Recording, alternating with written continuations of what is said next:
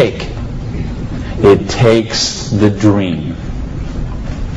Because if you don't have the dream, you'll never find the 7 to 10 hours a week. I can guarantee you that. You're busy. We're all busy. You're working, you're picking up the dry cleaning, you're making dinner, you're taking the kids to football practice, you're paying the bills, you got to sleep, you got to eat, all this. You're using 24 hours of every day already. So what's got to give? You've got to find a dream, something that will take you to this frame of mind where you will change the way you live, you will change the daily actions you take, and you will change your mindset for a 2 to 4 year period.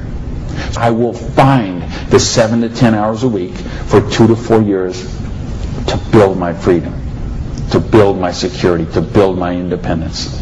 Here's the secret of everything I'm going to talk about tonight. Has to do with leverage.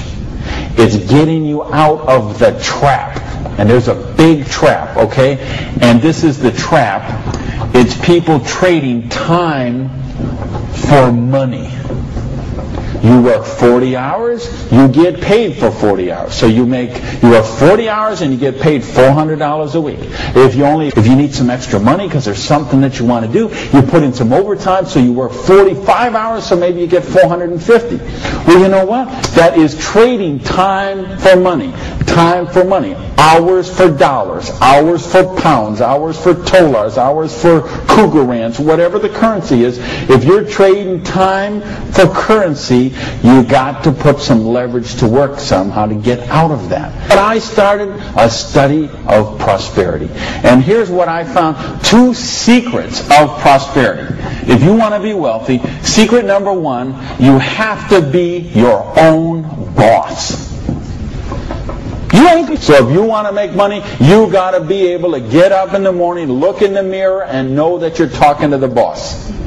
And issue number 2, and this is the most important thing, which we mentioned, you've got to employ the concept of leverage.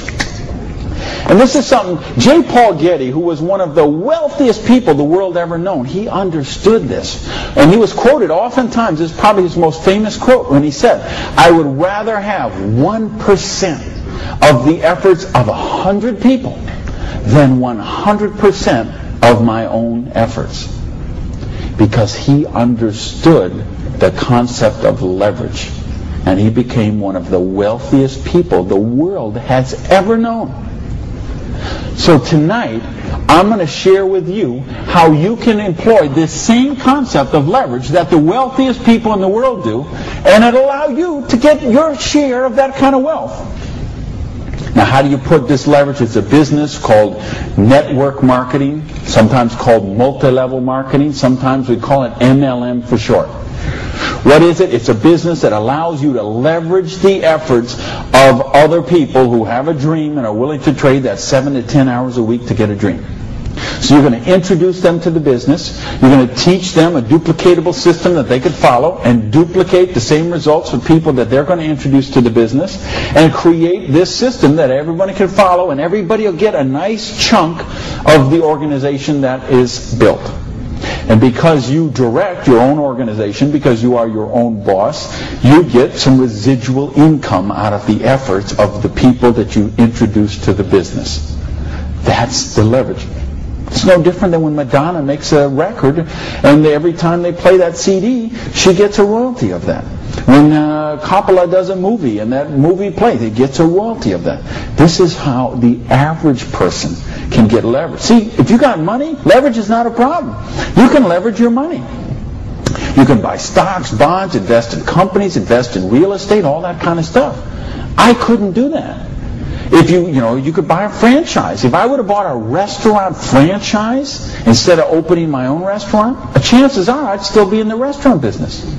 But you know what? I couldn't afford the franchise fee. I didn't have that kind of money. Ask someone about the stock market, they'll tell you, unless you got $25,000 you can afford to lose, don't even get in the stock market.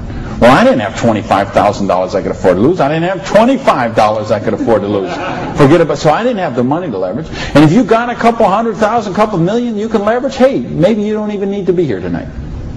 But I'm speaking to the rest of you who don't have that kind of money.